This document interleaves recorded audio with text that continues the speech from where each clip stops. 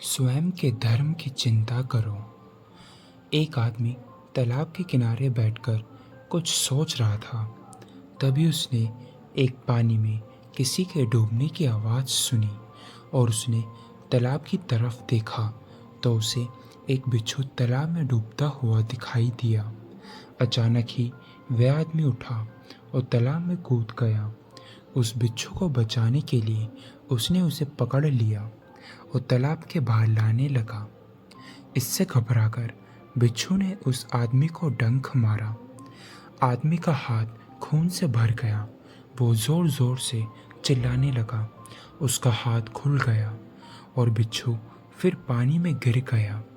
आदमी फिर उसके पीछे गया। उसने बिच्छू को पकड़ा, लेकिन बिच्छू ने फिर से उसे काट लिया। ये बार बार होता रहा। यह पूरी घटना दूर बैठा एक आदमी देख रहा था। वो उस आदमी के पास आया और बोला, अरे भाई, वह बिच्छू तुम्हें बार बार काट रहा है। तुम उसे बचाना चाहते हो, वो तुम्हें ही डंक मार रहा है। तुम उसे जाने क्यों नहीं देते? मर रहा है अपनी मौत, तुम क्यों अपना खून बहा रहे हो? तब उस आदमी ने उत्तर दिया, भाई, डंक मारना तो बिच्छू की प्रकृति है, वह वही कर रहा है। लेकिन मैं एक मनुष्य हूँ और मेरा धर्म है दूसरों की सेवा करना और मुसीबत में उनका साथ देना। अंततः बिच्छू अपना धर्म निभा रहा है और मैं मेरा। इसमें छुपी शिक्षा।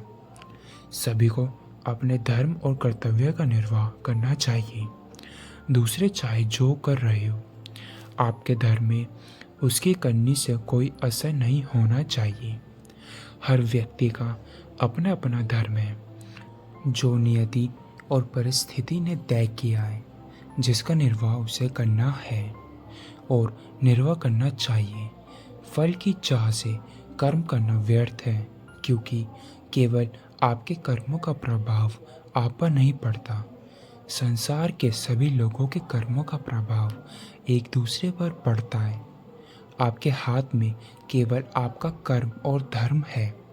आपको केवल उसकी चिंता करना चाहिए। अगर सभी एक दूसरे को देखकर अपने धर्म का निर्वाह करेंगे तो जहाँ धूर्त ज़्यादा है वहाँ धूर्त बढ़ेगा। शायद आज के समय में यही हो रहा है। तभी रिश्ते नाते किसी से संभलते ही नहीं, क्योंकि सबका अपना अहम है। क्योंकि आगे बढ़कर रिश्तों का निर्वाह करना ही नहीं चाहता, जिसका फल ये है कि परिवार बस 2 से 4 लोगों के बीच सिमट गया है और यही हाल मित्रता का भी हो गया है। लोग अपने कर्मों की चिंता ना करते हुए दूसरों के कर्मों की चिंता में घुले जा रहे हैं और स्वयं पर व्यर्थ का भार बढ़ा रहे हैं। अगर हर व्यक्ति केवल अपने धर्म और कर्म की चिंता करे तो सारी परेशानी ही खत्म हो जाए। लेकिन आज मानव समाज की ये प्रकृति रही ही नहीं है। सभी खुद को महान बनाते हैं और दूसरों में कमी निकालते हैं और खुद में छिपी बुराई उन्हें नज़र ही नहीं आती।